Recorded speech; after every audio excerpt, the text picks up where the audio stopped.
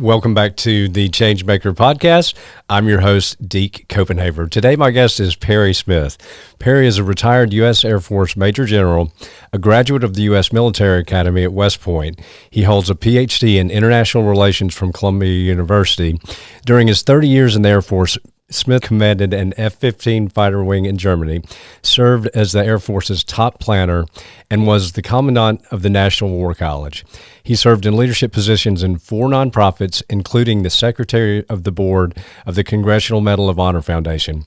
He's had extensive experience as a motivational speaker, workshop leader, and military analyst for both national and local media.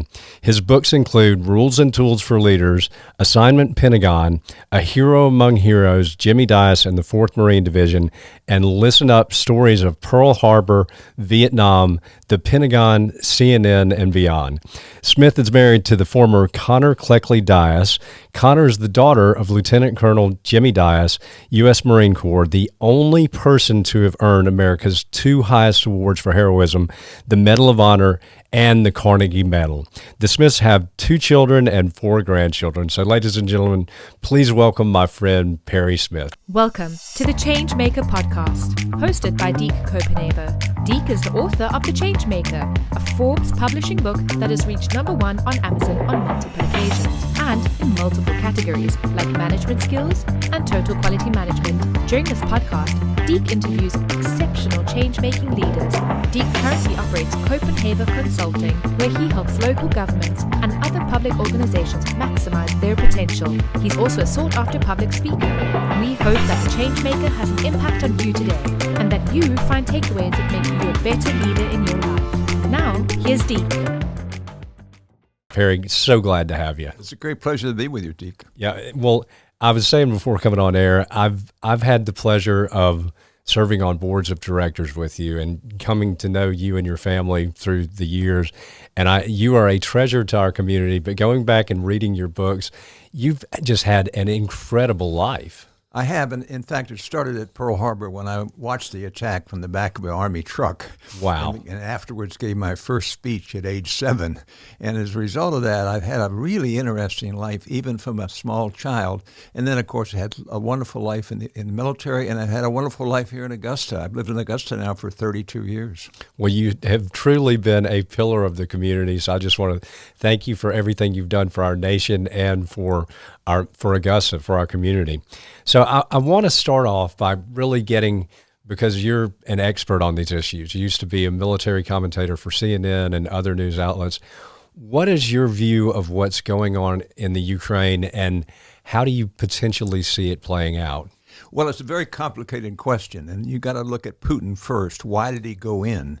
Well, he'd won 4 wars in the 20 years before. He won the war in Chechnya, he won the war in Georgia, he won the war in Syria, and then he won the war in the Crimea. So he thought he could win pretty quickly. He thought America was pretty weak. We had a big division in our political system, and he thought he could get it done quickly. So that's what happened. And he went in, but he wasn't prepared. His military wasn't very good, wasn't very well trained, wasn't very well equipped, and did a really bad job. He went across too many. He attacked too many targets at the same time. When you do military activity, you got to have the right military strategy, the right grand strategy, and the right tactical approach. And he had that all wrong. So as a result of that, he failed very badly in his first attempt. And now he's just trying to capture the entire Donbass area. He's doing a little bit better there. On the other hand, his forces are not very good, not very well trained. He has no NCO corps, no non-commissioned officer corps that really does the job in a combat situation. Plus, the Ukrainians are getting a lot of good equipment that they're taking him on with. So how it's all going to play out is hard to imagine. But my guess is that the Ukrainians will get all their country back. They'll get it all back, either through negotiation or just for military victory. The other thing that might happen is there might be a negotiation that would allow most of the Ukraine to stay the Ukraine, and then the area that's now under Soviet or Russian control would be given an opportunity to have an election, like they did in the Saarland after World War II. You want to be part of Russia, you want to be part of the Ukraine, and if that can be done reasonably well, then the final solution would be however the people in that area want to go ahead. But it's very hard to predict. Yeah. I'm afraid there's a lot of combat still coming up. And Zelensky is providing the leadership that Ukrainian needs. We are doing a good job of supporting him in many areas. And so as a result of that, I'm pretty optimistic about the long-range future. It'll take 10 years to rebuild Ukraine, but there'll be a major Marshall Plan. They'll be using a lot of Russian funds that we have confiscated, plus a lot of other people, but a lot of other money coming in from various sources. So the long-term future looks pretty good, but in the meantime, the next few months or years could be very, very tough. Well, it's to me just the juxtaposition of the authoritarian leadership of Putin versus the inspirational leadership of Zelensky. So it's, to me, I'm like, well, that's an example of what bad leadership looks like and what good leadership looks like. But one of the things that it seems like with Putin, and he doesn't surround himself with people that he trusts, or even if they shoot him straight, he doesn't want to believe that he's wrong on anything.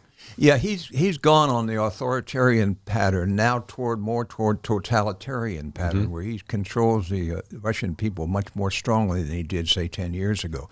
The trouble with a totalitarian, like a Hitler or a Mussolini, they're likely to fail because they don't have input from outside. They make all the decisions themselves. So if they make a bad decision, nobody has enough guts to say that's a bad decision. And in this particular case, it was a bad decision to go in Ukraine. If people were really strong who worked around him could have told him, he might have backed off. So authoritarians in the short term can win. In the long term, they usually lose.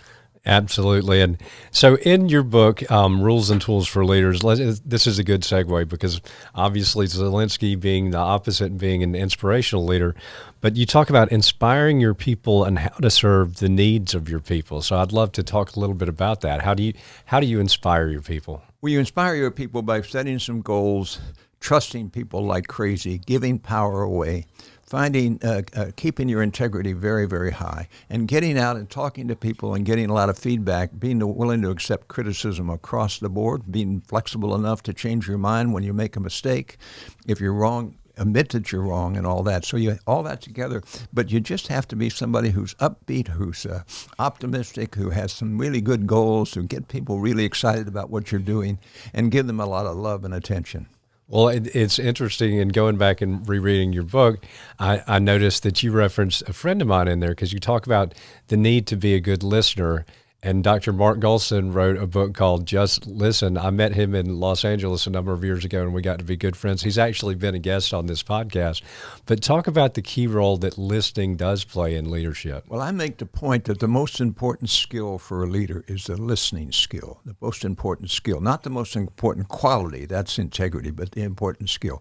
And so what you do is you are very, very careful. You don't look at your cell phone when you're listening to people. You get away from your desk, you sit down, you look them in the eye, you don't interrupt. Interruptaholics are really bad, and you give them a chance to tell their full story. And before you jump in and say anything, you say, is there anything more that you want to tell me? Even if you want to say bad things about me. And if you're a really good listener, and I've never been really a good listener. My wife is terrific, but I've learned a lot from her. And if you can listen, squint with your ears is the way to go. You can really get a lot done. It's funny. I have a young man that worked at the Y. I love to work out there, that just used to like to jaw at me about football all the time. He's just talking trash all the time. And I told him, I said, look, the good Lord gave you 2 ears and 2 eyes and 1 mouth.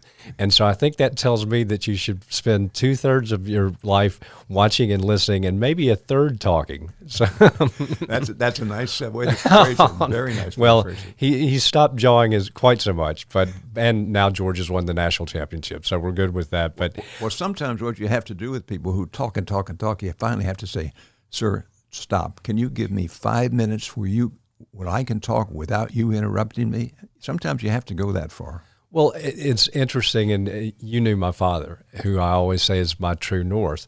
But I remember him telling me a long time ago when I started to get on boards of directors and things, he said, don't talk just to hear yourself speak. If you don't have anything to contribute to the conversation, stay out of it. And that's basically, when I was in office, I always used that as a rule of thumb during commission meetings, that unless I had something constructive to contribute to the conversation, I was just sort of a facilitator in keeping the conversation moving along. I agree with that, but there's one factor. If you're really a super good listener, you got to be a little careful because people want to get some feedback. They want to hear what you say. So listen very well, but when the time has come to say something, don't just sit back there. I have gone in meetings with high-level officials, given them a briefing, and never heard a peep.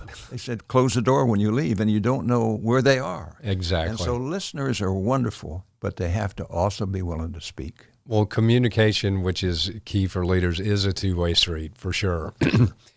Well, I want to talk a little bit about something else that you talk about in your book that I think is so applicable today, and that's making the tough decisions in today's world and the useful checks leaders should use to make them. I think that is so important for people to hear. In my book, I have 8 decision checks. So if you're about ready to make the decision, you go to my book and you say, okay, here are the things we need to look at it. The integrity check, does it meet there? Are we doing something kind of sneaky or dishonest? The second check is the strategy check. Is it going to work in the long term? That's the mistake that Putin made when he went into the Ukraine. The third check you need to do is a dignity check.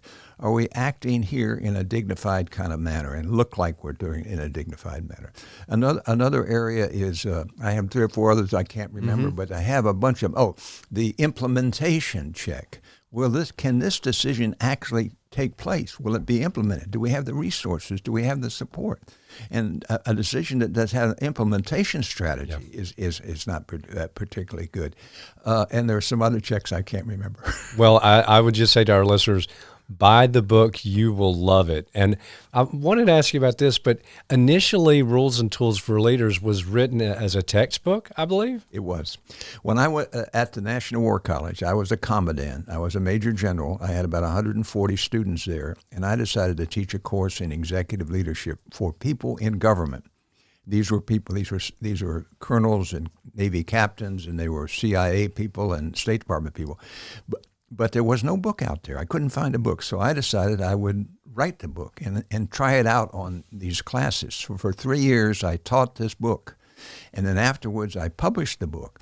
I thought it would probably sell maybe 10,000 copies. It sold 350,000 copies because it's practical. It says, how do you run a meeting? How do you fire people? How do you hire people? How do you do strategic planning? And it not only has a chapter on each one of those, but it has a checklist. So you're sitting there and all of a sudden, oh my gosh, I got to go fire somebody. You pull it out and you get the 16 steps and make sure you do those. So it's helped people quite a bit. It's just such a wonderful book, but that's so much of what I do. So when I first ran for mayor, somebody said, well, you're too common sense. It's all common sense. My book was common sense. And when I read your book, I'm like, this is just so, it just resonates so much with me, as it should with anybody looking to be a good leader. And I think, and I'll touch on this just a bit. I don't want to get too far into politics, but I just think what we're seeing in politics these days is just not leadership. That's a very, very good point. But let me pick up on the common sense. In my checklist on decision making, I have a thing called the sanity check. I probably should have said the common sense check, because that's really what it is. Does it make sense? Yeah. Does it not only make sense to you and your associates? Does it make sense to the grandmother down there, or to a 14-year-old child in middle school or whatever? Does it make sense across the board? I think that's particularly good. Now, as far as politics is concerned, there are a lot of unfortunate things that have happened over the last 20 or 25 years in politics. When I was in Washington working in the Pentagon, I went to the Congress a lot. I testified many times. And in most cases, the politicians were concerned about their constituency, but they had overall a broader picture. So if I could make a point that we need to buy this airplane for the good of the country and not necessarily for the good of a certain district, I could get enough people on board that we would get support for that. In other words, they in most cases, not all congressmen, but most congressmen and most senators would say, okay, General, I think you got that right. Nowadays, it's so much focused on how my political leaders are going to feel, how my constituents are going to feel, how it's going to come out in the next election. They're so focused. They get Pentagon fever. They want to stay in the Pentagon forever. Potomac fever. They want to stay in the area for a long, long time, and they lose their perspective. And unfortunately, their constituencies are not bringing them to task by voting them out of office. Yeah. And so it just builds upon itself. It's very unfortunate. It really is. And one of the points that I continually make is you can't lead to the extremes. And when I look at society, I see a bell curve, and most people, I feel like, are somewhere in the center of the bell curve. But all we see, generally in the mainstream media, social media, we see the extremes. But I think people just have political fatigue at this point on the people in the middle that feel like they've got really no voice in politics these days. That's very unfortunate. Of course, that's what happened in the early 30s in Germany. Mm-hmm. It became more and more clear you only had two choices: the far left, which was basically the communists, and the far right, which was basically the fascists. And the middle kind of fell apart. And so when they made the election in 1933, they elected Adolf Hitler by a democratic election to run the country, because there was no other choice beside the communists, and he looked a little better than the communists. Well, we've got to be very careful not to let the whole middle collapse. We need to figure out some way to find leaders and instruments within the center of the system to not let it turn into a one or the other, and neither one of them particularly attractive. Well, I had a gentleman on the show a while back named Bob Crawford. He's the bass player for a band called the Avett Brothers, but it's David, my producer, said he didn't sound like a rock star. He sounded like a professor. So he is a real student of history. But we had this discussion, and he said, I agree with your bell curve analysis. He said, but the problem is when the extremes are controlling the levers of power, that's when you have a real issue. Yeah, I agree with that. And so somehow or other, and I'm trying to work on this, that we need to divorce the hard left away from the moderate left, and the hard right away from the moderate right, and encourage people in those areas, the independents, the moderate left, the moderate right, to kind of pull together and find candidates that can lead the country again. And there are some out there. If Trump does not run in 2024, the Republicans may well find somebody who is a solid conservative Republican but does not demonstrate the kind of authoritarian tendencies that you might see. And on the left, it's possible they could find somebody. Biden will go away because he's very old. They can find somebody who's a nice kind of moderate Democrat. And if we could have two moderates going against each other in 2024, we could pull this country back together. That would be a dream to me. But we were discussing before coming on air that one of the things that I think can be a strength if handled correctly in local elections in Georgia is that the fact they're nonpartisan. So you don't have to declare a party. So I'm politically independent, but what I've seen it frustrates me sometimes with mayors at the local level in Georgia that they strongly identify and align themselves with political parties, and that to me impugns your ability to lead because you're automatically alienating a huge percentage of the constituents you serve. Well, that's true, but when you can see people like Ronald Reagan, for instance, who was a strong Republican. He was a conservative, but he could reach across to people like Tip O'Neill and others, compromise on kinds of issues, and make the country feel, well, this is a leader who's right of center, but I think he really has the country in mind, and he's trying to support those things. So if we could find leaders like that, I think that would be fine. Now, we recently had a election here in Georgia, as you know, in which both Brian Kemp and Raffensperger both won, even though they were opposed by Mr. Trump. Now that it seems to me is a little bit of a step in the right direction. I think so. To indicate the moderate Republicans and some Democrats who went over and voted on the Republican side feel that we need to get back toward the center. Well, I will tell you, Barry, something I've never said this on air, but so in the last presidential election, I wrote in Ronald Reagan because I love Ronald Reagan and I never had a chance to vote for him. So last election, I voted for Ronald Reagan. Well, that was good. I grew up with Eisenhower, you see. Uh-huh. And he was a nice, solid Republican. And I loved Reagan also. And he was a nice, solid Republican. And so that's why I've been in the Republican Party most all the time until recently. And now I've got some questions. Well, and I loved Eisenhower too. And there have been, I'm a big fan of John F. Kennedy. But one observation I would make is it seems like just even being elected president does not make you a leader. And we've had some presidents that have been really good leaders, both Democrats and Republicans, and then some that have not been. Yeah, and I think you look at Eisenhower and you look at his background and the fact he was in the military for a long time, provided enormous leadership in World War II in Normandy and places like that, picked some very good leaders like Bradley and Patton and all that kind of stuff. So he came to the office with high integrity coming out of West Point, a great love for the United States. He came from the Middle West where it was real solid out there with being a farmer and all that stuff. So he brought a lot to the occasion.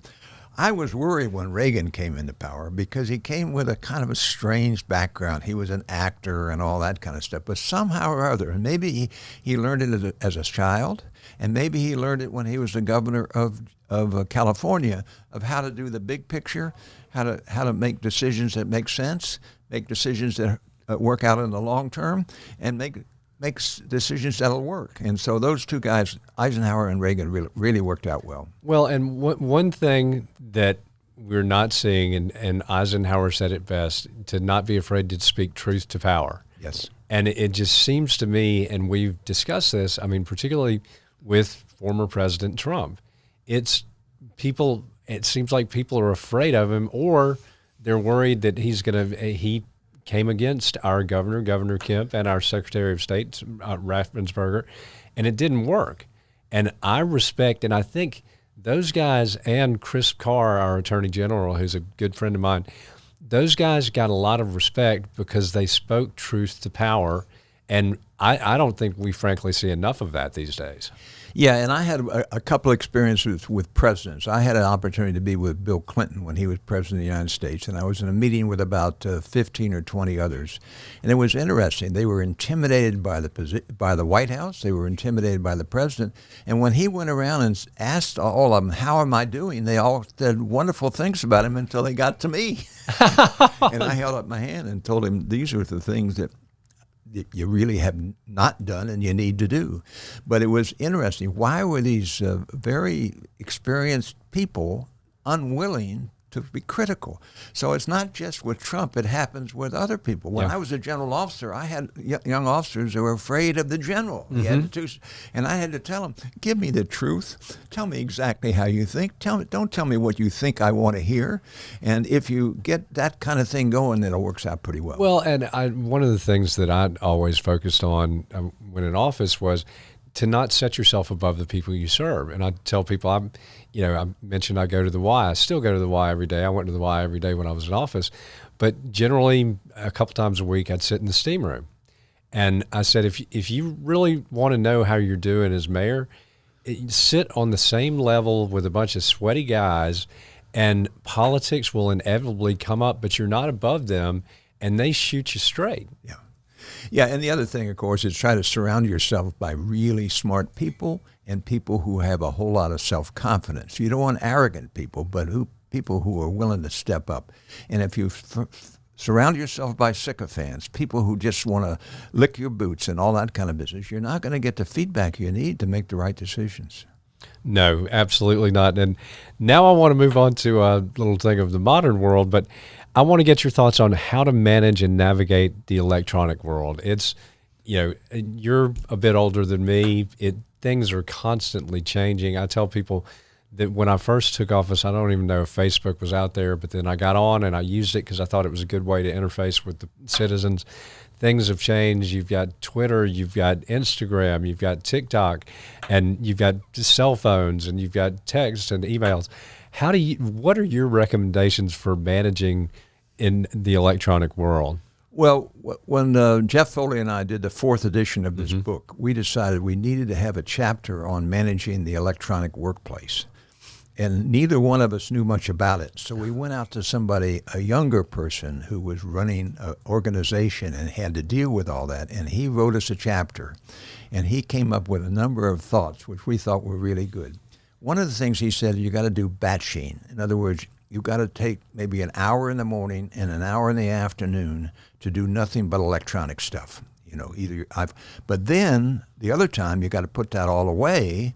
And you got to either get into your reading or you have to get out with your people. Mm-hmm. And don't allow that iPhone or whatever it is to interrupt you. Just turn it off.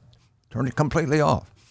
The other areas, I think, more than anything else, is when you're interviewing people or you're dealing with people, don't ever have your iPhone on. Mm-hmm. Don't ever look at your iPhone. Don't ever look at your computer. Get away from your computer so you give them all your attention. And the final thing is, you don't have to answer every email and every phone call in the next 2 seconds. You can wait. You can wait maybe a day and all that kind of stuff and that kind of business. So most of my electronic stuff I do in the middle of the night. I don't bother with it during the day. I leave it alone during the day. Some people get a little mad that I don't answer right away, but most things coming at you don't have to be answered in the next few hours. I'll always answer them within the next day, but not the next few hours. That is such a good point. And we're all, I'm guilty of it. I'm spending too much time on my cell phone, and you're checking your email or your text, but it's good just to sometimes set it aside. And I particularly like the principle of batching. I think that's a great principle and a very... And you may not be able to control it yourself, but get your executive assistant or your secretary to control it. Exactly. She'll come in and say, take it away. Take all that stuff away from me. I gotta have private time. The gatekeeper.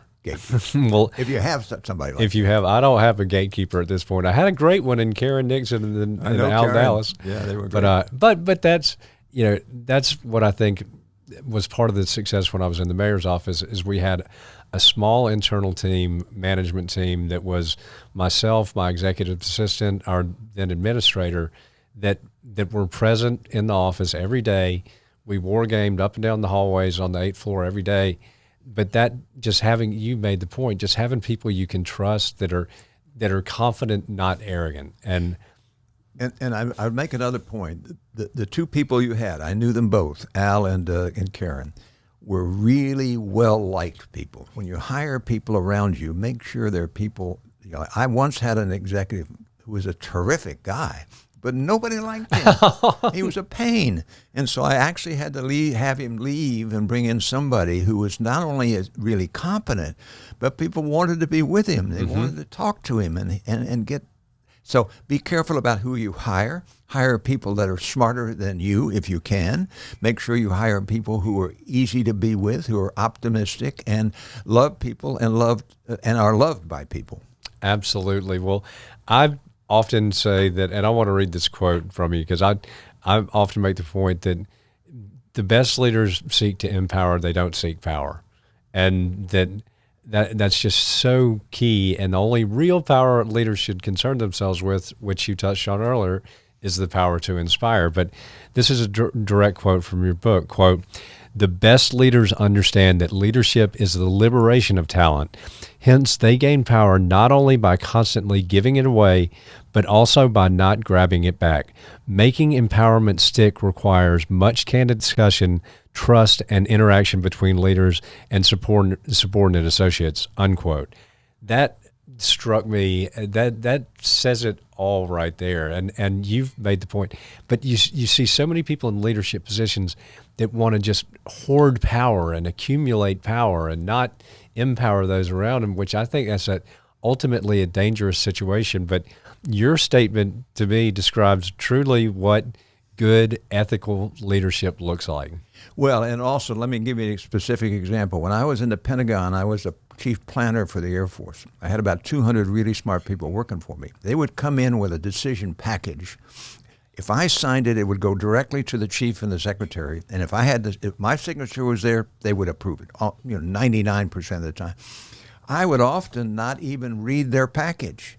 I would just sign it and said, take it up to the chief, because I wanted them to know that I trusted them so implicitly that they could make policy. So they would go home at night and tell their family, I just made Air Force policy. In some cases, I just made national policy. And I did it myself. I did it without being second-guessed by anybody. And so I learned to trust them. And then magically, they began to trust me. And the mutual trust back and forth was just terrific. Well, and that's something that I love is, and you referenced Karen Nixon, who was my executive assistant, and Al Dallas. Both of them have gone on from that position to have huge success in leadership positions. One with Augusta University. Actually, they're both with Augusta University. But that to me that's the great to really work with somebody and then to see them go on to greater heights is magical.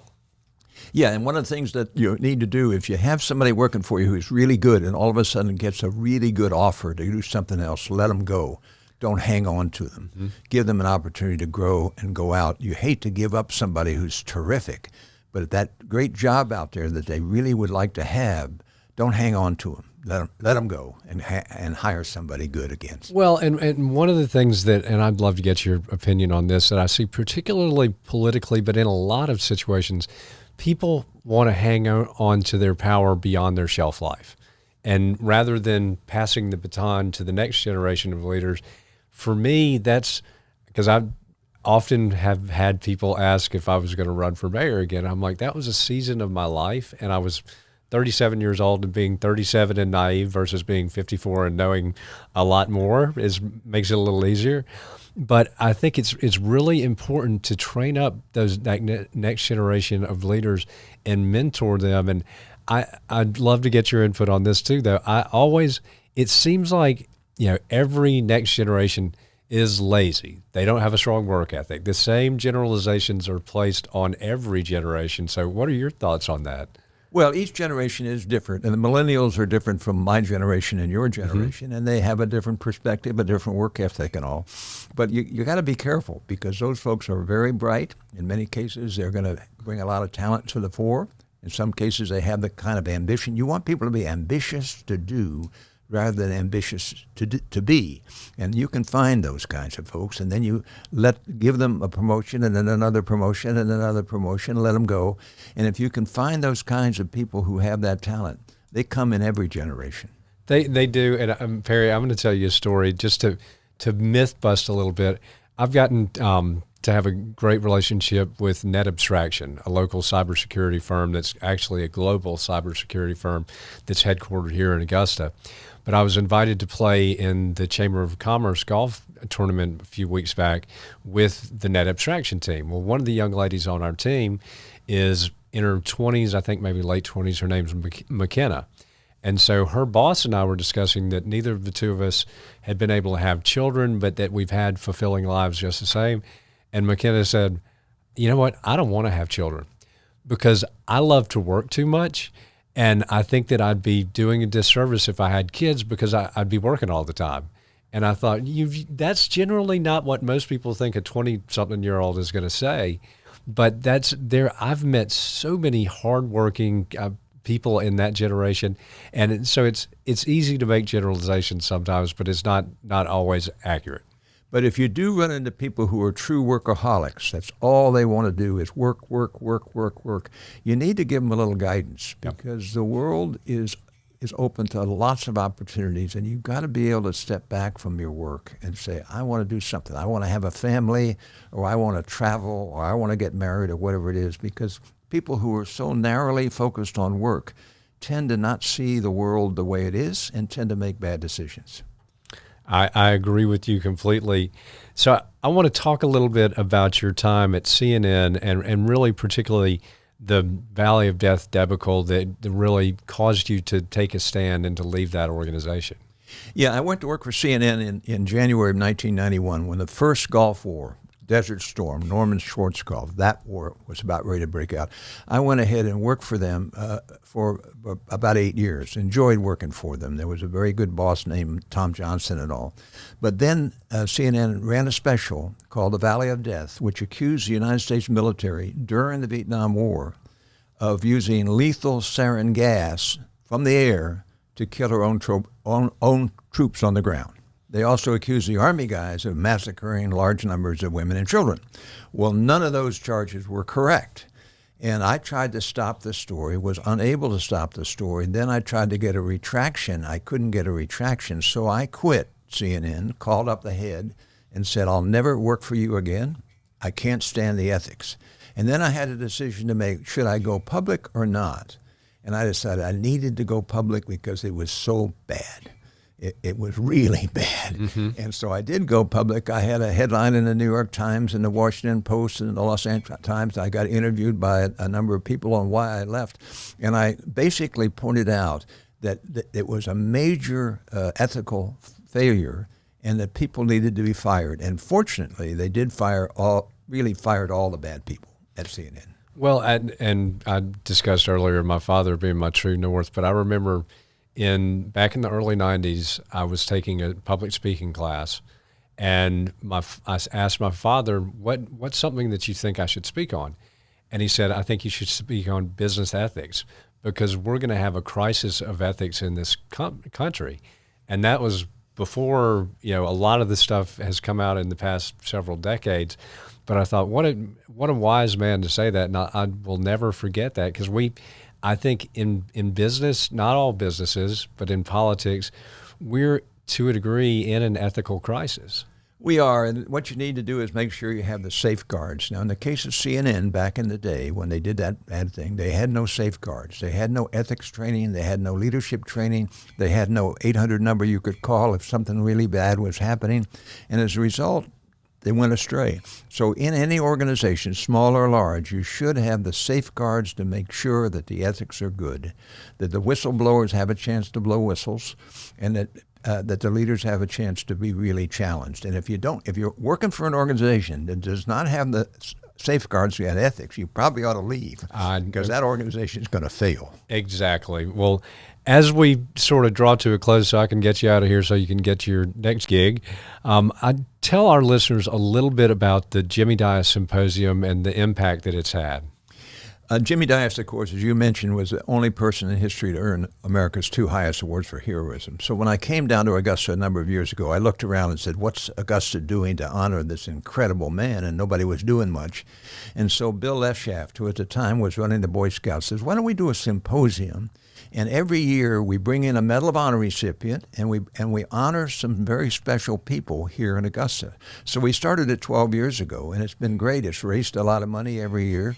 It's honored a number of Medal of Honor recipients. It's honored very distinguished people like Doug Bernard and many others. And we keep it going every year. This is second Thursday in January, and this year we're going to honor Medal of Honor recipient Bob Kerrey, who was once the governor of Nebraska and the senator from Nebraska, and then 2 wonderful people, Ed Gillespie, who did so much for University Hospital, and Pat Knox Hudson, who did so much for this community. And so we will do that, and we'll do it every year forever, I hope.